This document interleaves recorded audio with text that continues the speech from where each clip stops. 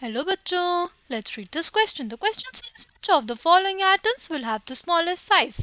Option A magnesium, option B sodium, option C beryllium, option D lithium. The key concept for this question is size. जब हम लोग along the period जाते हैं तो जो size होता है वो decrease होता है, ठीक है? और ऐसा क्यों होता है?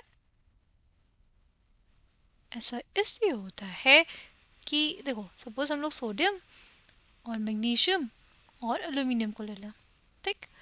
तो सोडियम का एटॉमिक नंबर हमारे पास कितना है 11, मैग्नीशियम का 12 और एल्यूमिनियम का 13।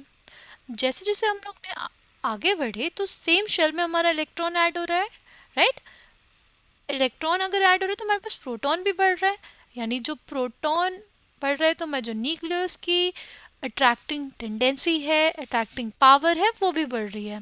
इस वजह से हमारे पास जो न्यूक्लियर पुल होता है या इफेक्टिव न्यूक्लियर चार्ज जो लगता है वो बढ़ जाता है और इस वजह से हमारा सोडियम का साइज सबसे बड़ा होता है, फिर मैग्नीशियम का और फिर एल्यूमिनियम का। क्योंकि एल्यूमिनियम के केस में यहाँ पे 13 प्रोटॉन्स है, 13 प्रोटॉन्स बहुत इफेक्टिवली हमारा पुल करेंगे इलेक्ट्रॉन्स को और इस वजह से उनका जो साइज होगा वो कम हो जाएगा और फिर हमारा मैग्नीशियम का साइज, फिर हमारा सोडियम का साइज, ठीक? और अगर हम लोग डाउन द ग्रुप की बात करें तो डाउन द ग्रुप जाने पे हमारे पास साइज इंक्रीज होता है क्योंकि एक नंबर ऑफ शेल इंक्रीज होती है,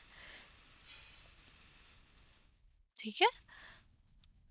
अब अगर हम लोग अपने क्वेश्चन में देखें मैग्नीशियम, सोडियम, बेरिलियम और लिथियम, तो मैग्नीशियम का जो साइज होता है वो छोटा होता है सोडियम से और जो बेरिलियम का साइज होता है वो किससे छोटा हो जाएगा?